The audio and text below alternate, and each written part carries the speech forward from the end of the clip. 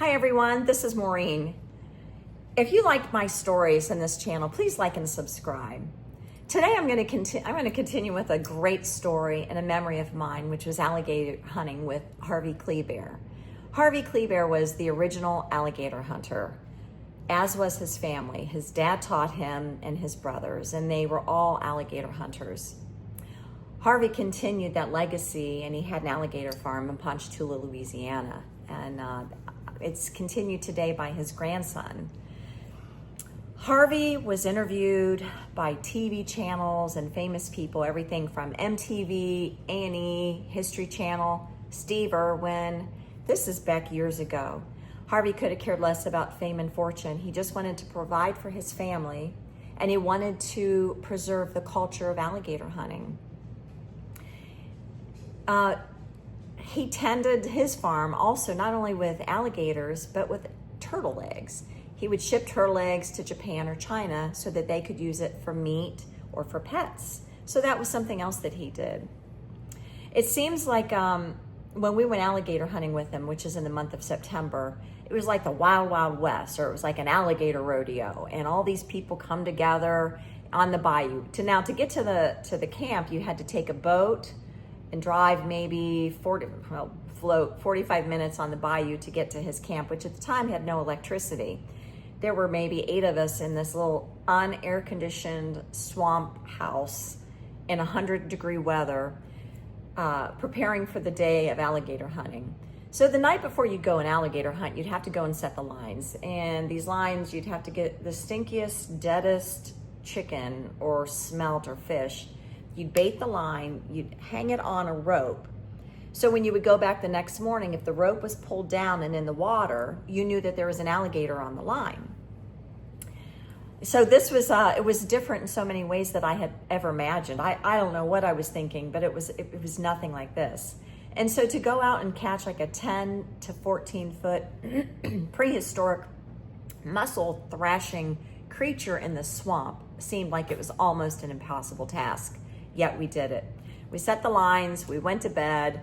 Before we went to bed, we had fried alligator and garfish balls, which were rolled in cornmeal. We had a delicious dinner, and then we woke up the next morning at 5 o'clock, and out on the boats we went, and I think there were 3 boats.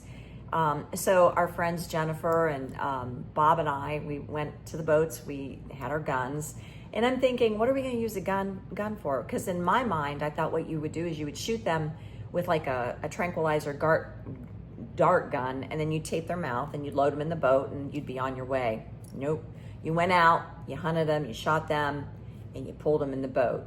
You pulled them in the boat, they stopped thrashing, but their feet were still kind of kicking and moving, which I thought, oh, this thing is gonna jump and eat me up. But it didn't, it was dead. And they were stacked. There could be 5 to 12 alligators stacked in the boat that you were hunting. And it stunk, and it was creepy. I mean, it just was creepy. But it was an experience I'll never be able to forget. Harvey made sure that we all understood that nothing in this alligator goes to waste. It's all recycled. Everything from the head to the foot, to the claw, to the teeth, to the skin. It was all harvested and used. Nothing went to waste. He also taught us the respect of the marsh, the wetlands, and the bayous, and how preservation was so important. He just had such a love for the wetlands, because that's who Harvey was. He was a gentle, caring man. So after we had caught the amount of tags we had, maybe we had 20 tags, and that's the goal. You wanted to catch as many tags in the month of September. The sooner the better. That way you didn't have the pressure of like 30 days of getting alligators. So if you could catch everything you needed to get, you could do it at the beginning of the month. But you wanted big ones. You didn't want babies, and you didn't want mamas, because mamas were the ones that were laying the eggs and reproducing. So you never wanted to get a mama. You were always trying to get the mean alligator guys.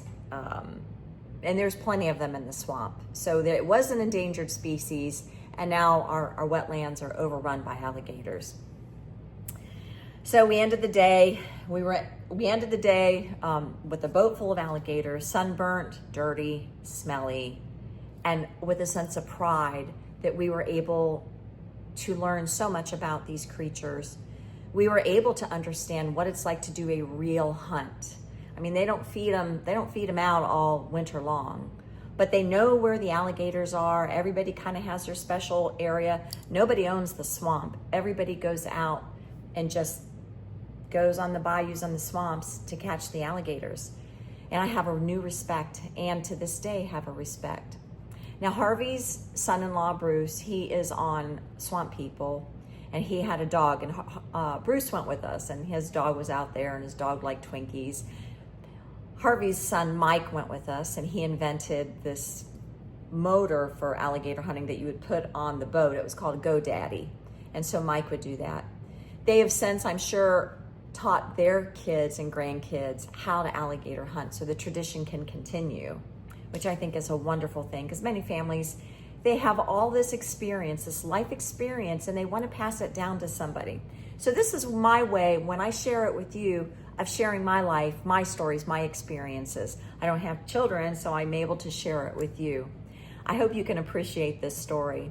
So next time you go shopping, and if you see an alligator bag, alligator shoes, a beautiful alligator coat, you understand what it took to go out there. You put your life in danger to catch these wild beasts just so you could wear a pair of alligator shoes or to hold one of those purses. I admire him for this. I admire that this is something that he has taught to his generations. Harvey could have been a star, but he was truly a steward of the wetlands. Me, I'll never look at a gator the same. I appreciate it, or any hunter in the same way today as I did back then, because I didn't have the knowledge. I hope you enjoyed this story, and I hope today you're able to go out and make a memory, just like the memory I'm sharing with you today. Bye.